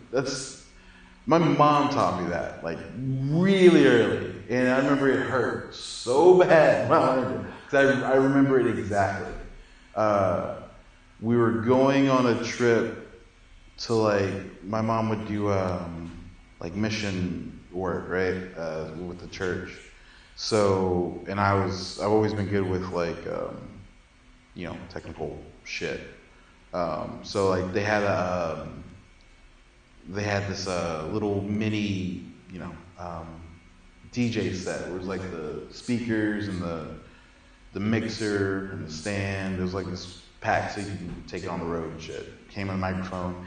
And I remember we were at the church picking it up, and I'm testing it, trying to get it to work. It just wasn't working. It was crazy. Like she would go to talk to the mic, and then the sound would go down. It was just like, and it would start being choppy, and so I was like, what the fuck's happening? Brainstorm for like an hour, at least, like there, like all afternoon, just trying to fix it. Ended up fixing it. It was a knob that shouldn't have been turned, that was turned. Super easy fix, but took all this work to get to that. And I'm a child. Like, so it's not to be understated either. I fix it, I'm excited. Like, fuck, did this, all happy. And she was busy trying to figure out the logistics of stuff. I was like, I got it fixed. She's like, oh, that's awesome. And I'm like, yeah, I had to do. She's like, no, I don't. It works. Like, yeah. It's like, all right, cool, thank you, appreciate it. But that was it, that's it. And I was just like, but I want to tell my story. And it's like, and I was kind of mad. I was like, what, hold on. I did all this. I can't even celebrate how, it's like, but then I had to like, it's like, okay, it just doesn't matter. The process doesn't matter. Unless people really like what you do deeply and they ask, then that's when the process matters. But, you know, at the end of the day, you don't care how the Black Album was made. Was it tight? Yeah, it was really tight. And if you really, really fuck with it, then you want to know more. Who was on here? You know what I'm saying? But if it's just, I don't care in general. I just want the thing. Like, yeah. So when people make excuses for not delivering on something, it's like, well, I empathize as much as I can, but like, yeah, that doesn't change the fact that you fucked up my shit by not having it. Like, I just need the thing. Like, so excuses are so worthless. It's only to make you feel better. I don't feel better. Yeah. Like, you think, like, people think that they're making the, like, or, you know, I don't know what they think. Like, you know, but it's a selfish thing. It's you not taking responsibility for your fuck up. You know what I'm saying? And just taking responsibility can de-escalate the whole thing. Because I'm already mad that you fucked up, whatever you fucked up. But now if you come with excuses, the first thing should be sorry. Like, I'm sorry, I didn't whatever, and then this is how I'm going to rectify it. If you just come in, yeah, I couldn't do it because, you know, my mom had this, and bro, you haven't apologized, and you haven't shown me how you're gonna fix it. You just gave me a laundry list of why we're in this shitty position. That does nothing for me. Yeah. So you really go fuck yourself. Like, it's pathetic shit. And you're not, by not taking that ownership, you're not gonna do it right the next time. Because you didn't absorb your loss. You Because that's why that apology is important. Because I know that you felt bad about it. Like, if you make an excuse for it, you don't even feel bad for fucking up because in your eyes, it's out of your hands. No, like, no, like it's unless the ground shook, like, no, this wasn't some act of God. You just didn't do what it took to get it done, and you let things get in your way, and that was good enough for you. So those aren't people I want around me in life at all, because you can't depend on the person. Like, we do this every week. And if there was ever a situation when you couldn't do it, that is what it is. And like, if you were just like, yeah, I have to do this, whatever, even beforehand, but even like it was day of, and like, I don't know, I know we're supposed to do this thing today, but I have these other things I have to do. Maybe we can reschedule for tomorrow or whatever. You've taken responsibility and you've been proactive about fixing the thing. But if you just came and just like, yeah, well, I can't do it, this stuff came up, whatever, and just like, it didn't matter. It's like, well, but we had a plan, like, this is like, you know what I'm saying? You gotta take responsibility, and excuses is the lack of taking responsibility. If you don't take responsibility, you can't grow from it because you didn't even process it.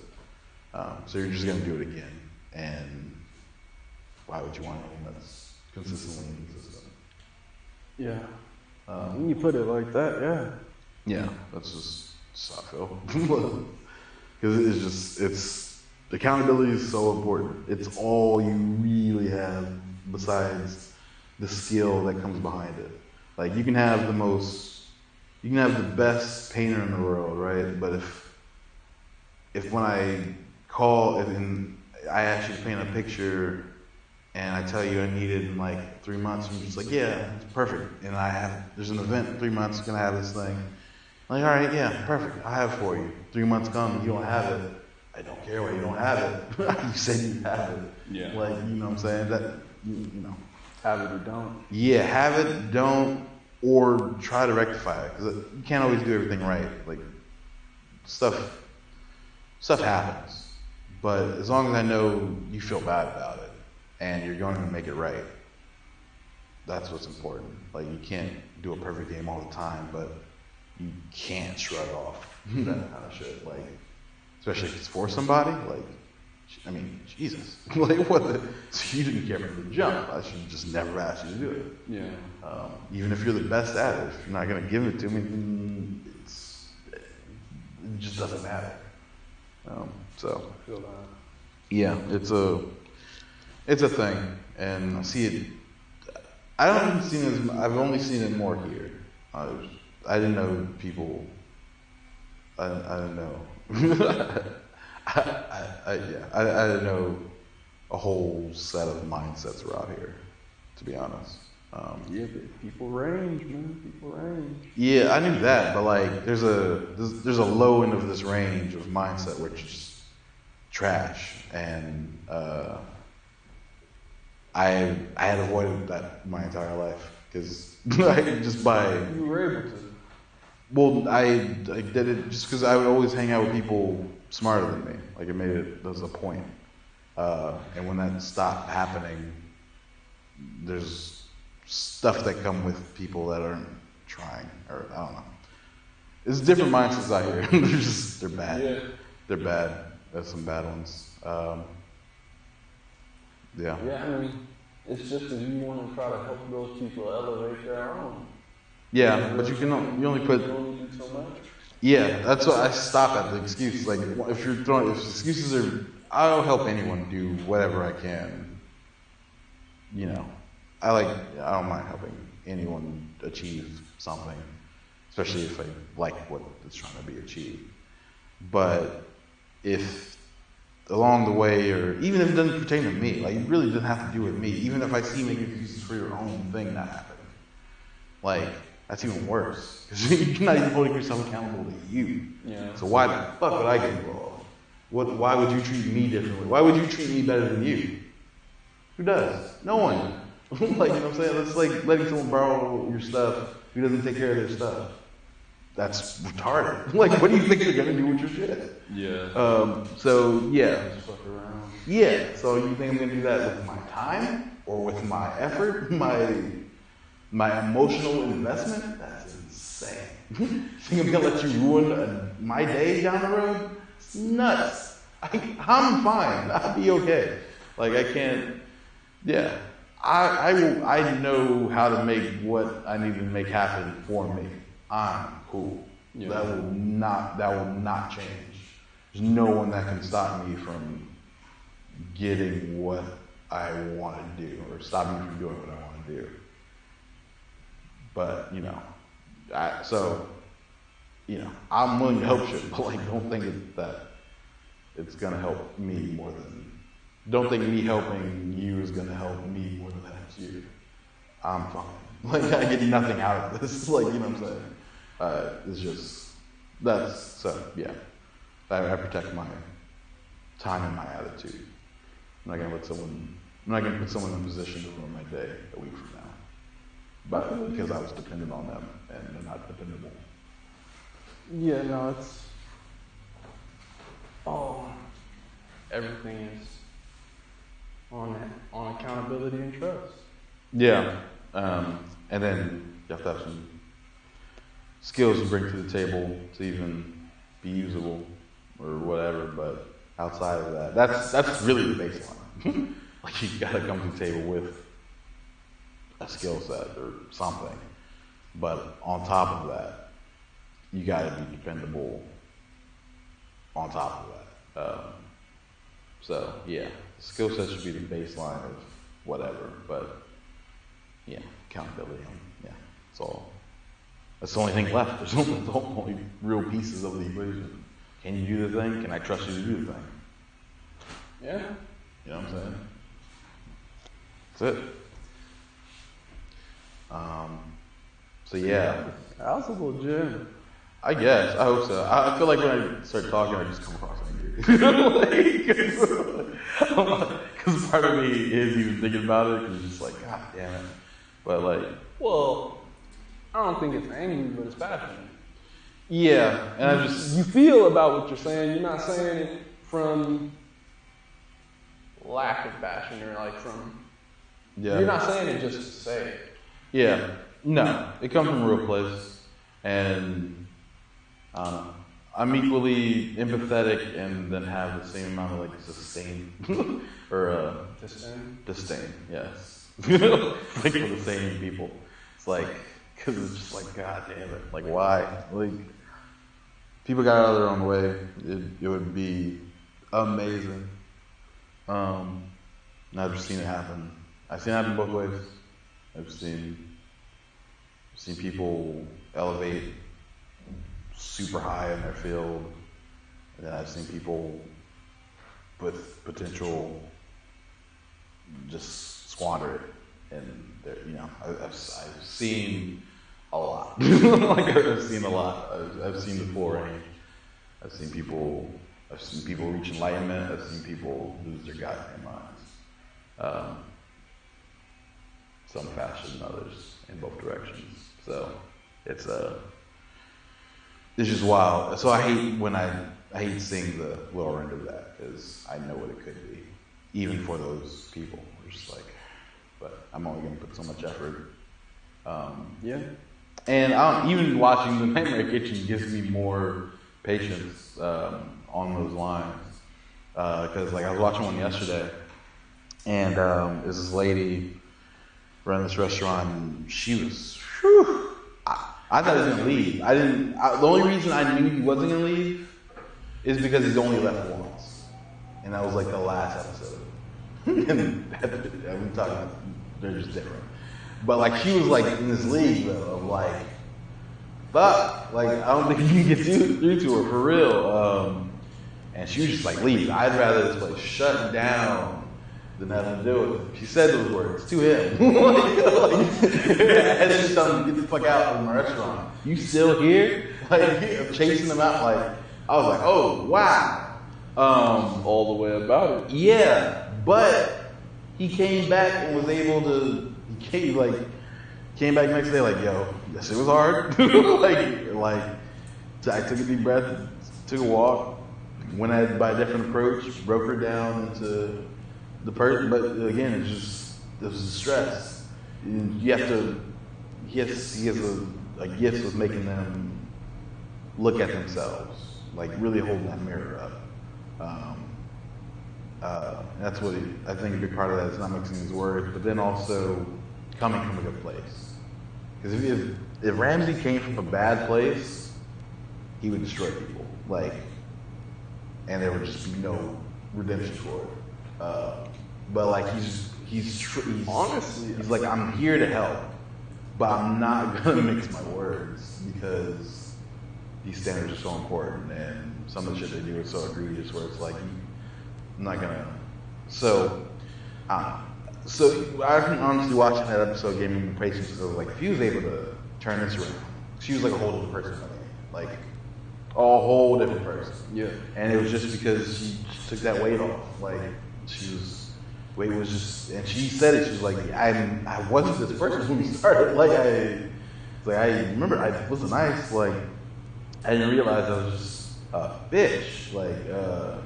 This is term, and she's saying like, yeah, it's just a mountain of debt. Like I don't know what I'm doing. I don't feel confident that we can do this. Like, you know, and that just getting those layers off, like, just came to a beautiful human being. I mean, so it was like, if he could do that, then, you know, I don't know, I could do something. No, I mean, I think it's approach too. I mean, David Ramsey probably had to get at her a little different that second time after getting chased out. Like, yo, I'm not just gonna be telling you the same shit. I'm not gonna mince my words, but I'm not gonna be an idiot. I see what's. We came in softer. You but got like, to, because you see what the range is. Yeah, but like, I'm not. It was like more to it. Don't even feel like we're properly explained for that episode. But like, yeah, I don't know. He's just good at it. Because not everyone needs hardcores, and that's not to say most people don't, because most people do. But yeah, there's no reason to ever do it the other way. I don't feel like that woman was the exact case. No, because she needed that. She needed to be helped because she brought herself down. She had to sit there and think about it. Oh, because she was just like, she's chasing them out of she was the one out of the restaurant, and he goes outside. He's getting there, and he's talking to the other owner like, you know, if you want me to leave too, I'm out of here now. And he's like, no, I don't. And as that's happening, she's inside. She got her glass of wine. She's like, I need a drink. She's pissed, and she's sitting there like sulking and like kind of like just like, you know, I just threw Gordon Ramsay out of my fucking restaurant. He's here to help. Like she went through that, but she had to. It's a real. He's the same formula. It just plays out a little differently, but it's the same shit. He has to break it down. He has to show him exactly what it is, and he can't, because she was just making excuses. And he's like, you can't do that. No, like you see that's a huge part of that thing, and that's, you know, I've been on that already before, but like you just get to see a new example like every episode of people making excuses for shit. It was like, no, this doesn't. I don't care why this is this. This should never be this. Yeah. It's like cooked meat, next time cooked meat, and refrigerators not all the way cold, and you know, just piles of shit from months ago. Like it's just like, no, there's nothing you can say that justifies it. So stop it. Yeah, you have to accept that shit. So there's no, because the soft just makes it okay. You know what I'm saying? And it's not okay. It's so far from okay. Like this is egregious shit. I can't even let you think that this isn't terrible. Like you should. If I were a health inspector, I would shut you down. Like yeah, that kind of. And he's done different times where it's like, we're not serving foods. I just saw where the fuck's food's coming from. Shut it down. Like they're crying. Like I've never had to shut down a night of service, and they have to go to the customers. Yeah, we're closed. Like we're not cooking any more food. I'm sorry. You have to do that. Go around each person. Do that shit. Because I'm not letting this happen. Because it's that bad, and you need to know it's that bad. That's why I'm making you lose this money. That happens enough. Yeah, it's a move because it gets ridiculous. Where it's just like you can't do this to people. You're gonna pay someone. You're gonna have someone pay you to get them sick. Like you're not cooking this meat properly. The meat's already going bad. Like shit gets nuts. But yeah. So you can't. No, you never.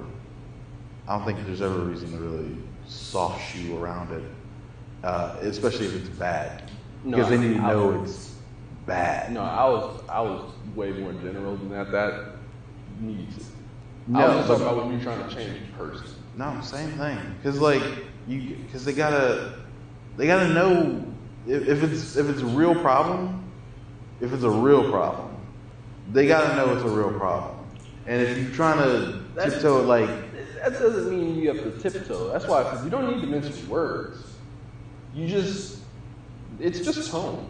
I haven't seen a whole lot of Nightmare Kitchen. I've only seen David Ramsey skits. Gordon Ramsay, sorry. Just to show how ignorant I am about it. But, yeah, I've only seen him literally, like, screaming at people. That works when that's what you need to change, but that's not going to work for everything. Because, yeah, but see, this is it's not about their response. Their response doesn't matter. Mm-hmm. It's just about if the person who's trying to make the change wants results.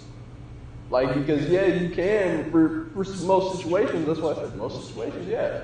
Because most situations it's just a matter of like, oh, you're doing this wrong, and if you're resistant about you being wrong about this, then that means up the ante. But a lot of the time, can't give it a lot. Sometimes you're dealing with things that are just like, dude, you don't need to think this is the end of the world. Just do it again. Just do it again. No, no.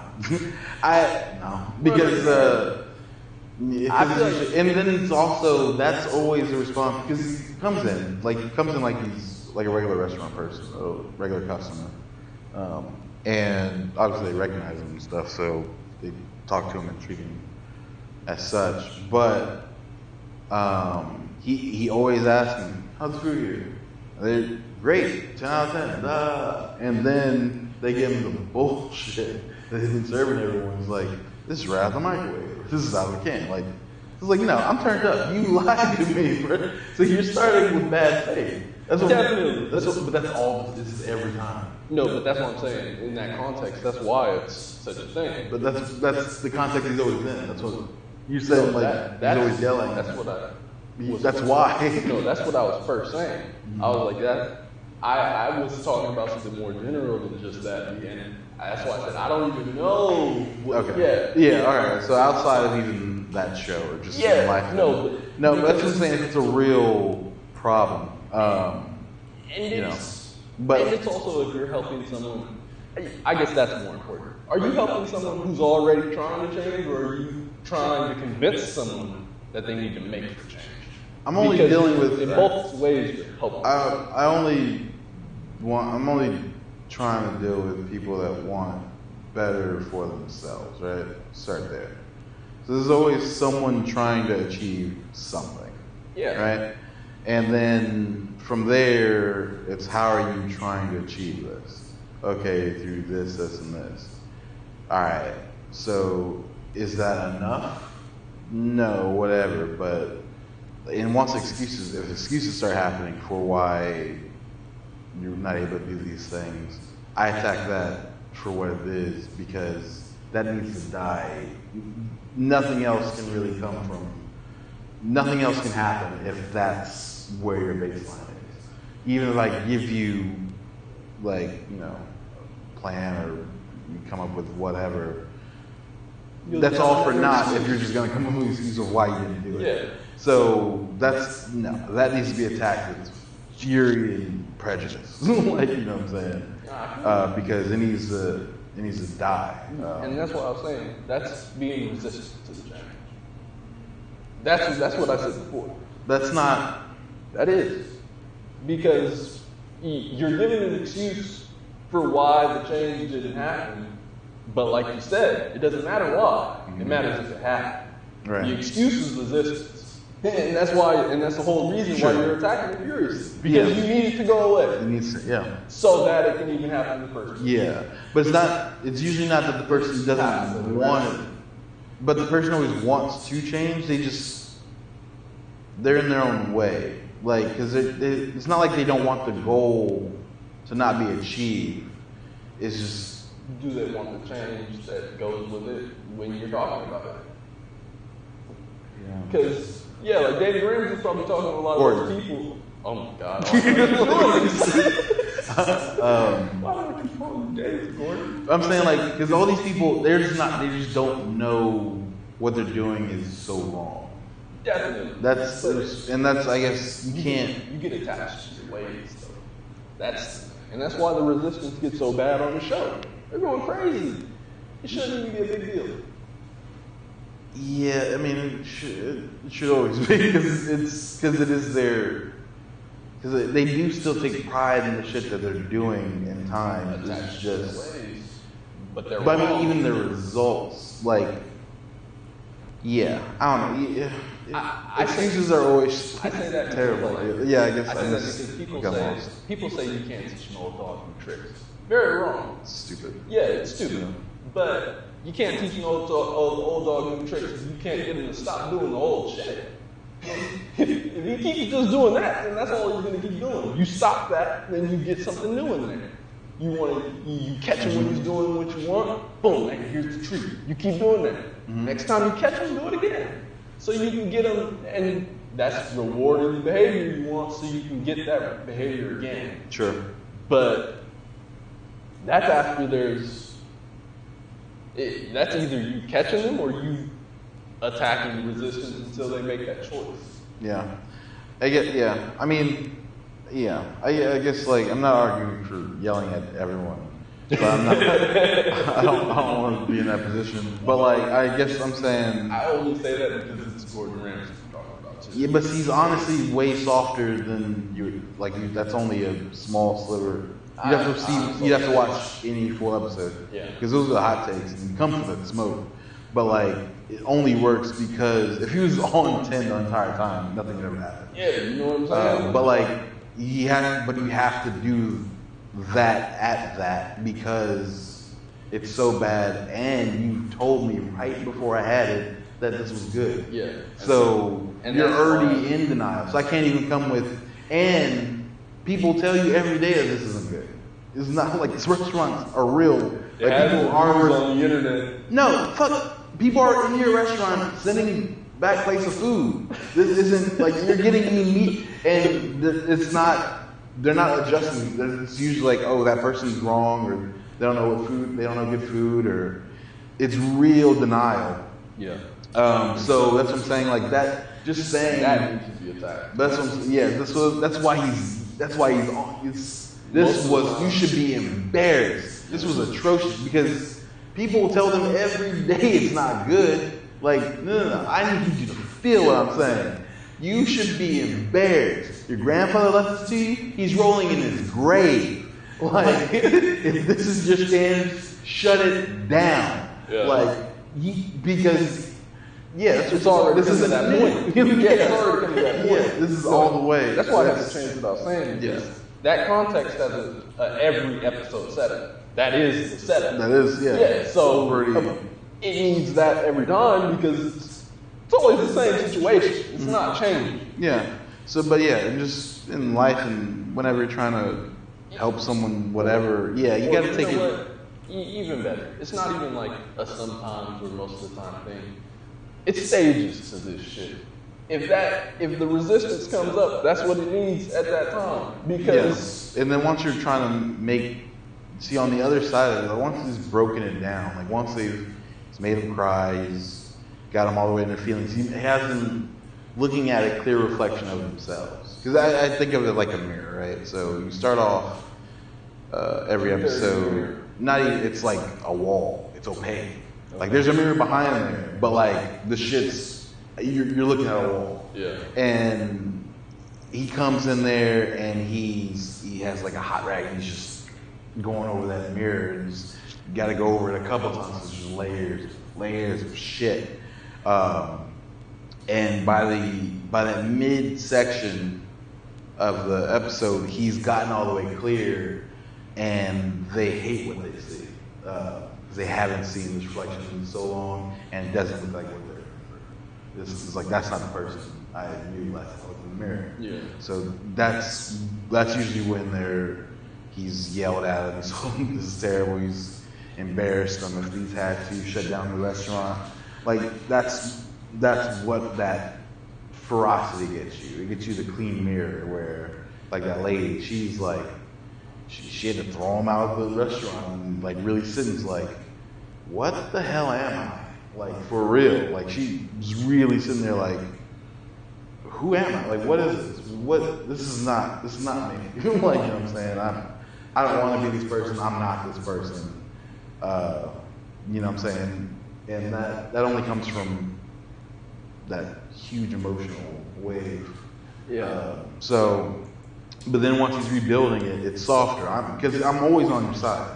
He makes it clear, even when he's yelling, he's like, I'm here to help you, but this is terrible. Like, don't forget, like, I'm not the ops. Like, we're on the same team. And he's always talking in we. Like, we're gonna get this together. He makes sure that you know at every point, even when he's in your ass, like, I'm here for you. Like, Gordon will be fine. Like, it's the same. Nothing they do is gonna stop his shit. You know what I'm saying? He cares. He's invested enough where he really cares if they succeed or not because he's invested his time, his resources, and they do a lot for these people. Mm-hmm. But, you know, win or lose, Gordon Ramsay, the restaurant in London and New York and Vegas, they're all going to be open tomorrow, and they're all going to be full, and they're all going to have that 5-star service that he guarantees because he's fine. Like, you know what I'm saying? So it's that same, you know, situation, but like I know it's the show and that's the form, but like the level of, with all that being true, the level of commitment that he's able to put in for some of these people is impressive and commendable. Because there's a couple of them, like again, that one, I don't see how he came back. I would have been like, yo, pack it the fuck up. And then one other guy came out, I would have been like, yo, I'm sorry. I came here to help. I really want to, but that is an animal in there. And I've gone through, and he even said that to her, like, he said it to the second owner. So I've done way too much. Like, and she's like, you're an embarrassment to the industry. Like she was all the way turned up. And he's like, I've been in this for like 20 years. Like I've done way too much in this industry to be talked to like that by anybody. Especially like, you know, and yeah, he's really nicer than he can be. Because if he would have gotten that bag at that point, I would have been flossing, stunning, hurting feelings all at the same time. Massive clips. My gun would have been loaded. Like, I'm going to end these bitches. Like, this is over. I know what's going to happen tomorrow. They're going to close down tomorrow because of this clip I'm about to let off. Like, you know what I've done? He doesn't stunt on them. He never stunts on them. Like, I have restaurants because they come out crazy. Like, they respect them, but like don't at the same time because they're so full of shit. Well, they don't want to. Well, no. But they can't. Well, they want to. I mean, no, but they're so the egos hit hard. But even but like to the point where they'll discredit him all the way. It's just like, but until they just think about it because the emotions are just so high. But like, because you know, but like if he ever, that's where I give him his credit. If he ever got in that side, some of them I would have been like, excuse me? What? I have restaurants, plural. You can't make one work? I have some of the biggest cities in the world. They're sold out right now. I have a waiting list for months. Yeah. Like, and they're all here to pay Like, don't. But he's there to perform the show. That's why, and that's why I take it. That's why for me it was like, oh, it's the setup. But then that's where his credit comes in because he still has the option to leave, even though it's a show. But he still is like, yo, I see what you're doing. I'm gonna give you a second. From what I understand. What? Like I see you're upset. I'm gonna give you a second. Like you're even making it. He doesn't need the show. It's his show, and he doesn't need. No, it. it doesn't matter if he needs it. He's making it. Yeah, but I'm saying like. You made it to do a performance. That's the whole point of the show. No, but alright. Performances. Or well, you made it to do something in the show. Like you made it to help the people do the restaurant and it's entertaining. But I'm saying it's not. He's not going to lose by not helping you, and he has nothing to lose. And he could do something else completely different and make the same amount of money. Yeah. Without the. That's why he does like the travel shit. Like he smiles the entire time. It's just like he loves food. Like he doesn't need the TV shit. Like in his documentary, he's even like, not even comfortable with the celebrity chef thing. That was, I'm sure he's way more comfortable with now. But like, that was young Gordon. But that's what I'm saying. Like he doesn't. It's admirable because there's no reason he has to do it other than he's simply invested his. Yeah, he put himself in the mindset to do it. Yeah. Because, he just doesn't have to do it. No, but and there's For me, it's not that he set out to do it, but it's that he doesn't stop when the shit. It's what we said earlier. Yeah. He doesn't stop when it starts getting hard. He only walked out on one, from what we understand. No, I mean that's okay. True. Okay. Yeah, but these were some special psychos. I mean, my thing is, regardless of the level matters, but regardless of the level though, you can take that out. However many episodes, I'm sure more than one group of people were misbehaving a lot. But he was like, yo, I get it. Empathy mixed with really understanding stress. Like, yeah, and empathy only comes on the other side, and that's if they're really trying. But because his standards never drop. It's never like okay is okay. Okay is never okay. You don't have to drop the standards to do that though. You just have to. Know. Like, know what? The perspective. What do you mean? What does that mean? I mean, for him, he knows that whoever he's going to deal with, they're already stressed out. They're already doing bad. This, and this. He knows all of that. So he knows, like, okay, yeah, and I'm about to add on to that shit. But he's not going to do it. What's the word? I don't know. Wantonly, I guess? Wantonly? Yeah, I think that's the word. No, it's not the word, but it was close to it. Wantonly? Yeah, wonton. I hope that's a word. I've never even heard anything. In a deliberate and unprovoked way. That's hard. Wantonly. Nice. All right. Okay. Wantonly. It's another word. That was just what came out. That's hard. Never heard of it. Yeah. He's not just going to do it like that. Flagrant. Fuck man. And, yeah, he's doing all of it with purpose. Like, he's trying to get you to stop resisting and get with him on the same set of standards, really. Like, yo, I see where your standards are, mine are in a different place. If you want to get some success like me, follow my standards and fuck your standards. Well, my standards work like yours. If not, no. Maybe you're wrong. Yeah, I mean, it's that, but almost like, well, I mean, it's that, but like, not even like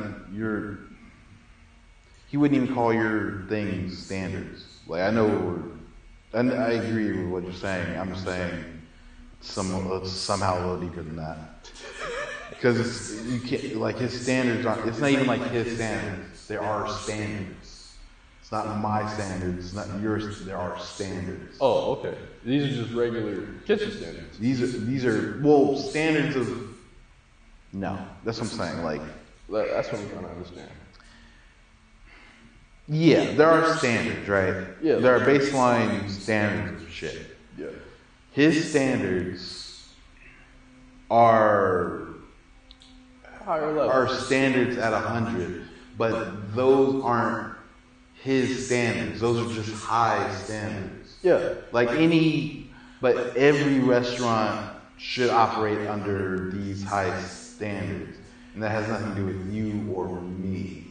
That's just what this building deserves, and that. But the reason I think it becomes that is because people get attached to their ways. Well, we're talking circles now. That's not the point. I'm just saying. That's. It's not a personal thing. It's not like get like me. It's like get like. Level up. Just level up. Yeah, but yeah, and your level shouldn't be a level because it's shit. That's what like this is what I'm saying. Like it's not even like don't call what you're doing standards on any level. This is what is acceptable, and acceptable is more than just okay. It's what I'm saying. Like yeah. Acceptable is more than just like the baseline is clean or what it should be spotless. Spotless is acceptable. You see what I'm saying? Like yeah, but that's his base. That's the baseline. If you're not trying to be excellent at the baseline, do something else. That's what he's saying. Like if you're just trying to get by, fuck you. Like really, like that's what I'm saying. Yeah. It's not good enough to just be okay. And if that's what you're trying to do, I'm not trying to help you just be okay. It's not why I'm here. I'm here to bring you all the way up. If you're not gonna come all the way up, literally get out. Because everything else is not acceptable. Like that's, you see what I'm saying? That's what it has nothing to do with him. It's just this is how you operate in this. And if you're not even trying to come up there, then I don't want you in this industry. It's like a rapper that's not trying to be the best rapper in the world. You should do something else. Like, you know what I'm saying? Like, if you don't believe that you're the best or can be the best, like, you don't even believe that's achievable for you, fucking manage or do anything else because fuck you. Like really, what do you do? Like, people going into this shit to be mediocre. What are you doing? That's not a goal. That's not even a good rest stop. That's not even somewhere you should linger. Like that's what I'm saying. That's the difference. It's not a personal thing. It's just okay is not okay. It's like the same thing of like being on time, you're already late. Like kind of mentality, like early is on time. If you're on time, you're late. It's that. It's nothing to do with you and me. It's just these are standards. Like I didn't make the standards. These are standards. If you're not trying to meet greatness, then I'm not even here. I'm not trying to help you be. I'm not trying to help you be shitty. I'm not trying to help you be okay. Yeah. That's what it is. I get you. Yeah, we can kind of end there. We're like 2 hours in, and Yeah. we're starting to go in circles a little bit as well. Yeah, no, this is a good spot to end it. We drop some gems. Or You Yeah. drop some gems. I feel like I talk way too much in these. Hmm? I feel like I talk way too much in these. But You be knowing more shit? yeah. But alright, we're gonna end it there. Hope that was entertaining to somebody. Yeah, like, subscribe, all that below. Tell somebody to tell somebody, and we'll be back next week. Yeah, we love y'all. Y'all take it easy. For sure. Jerry. Mark. This has been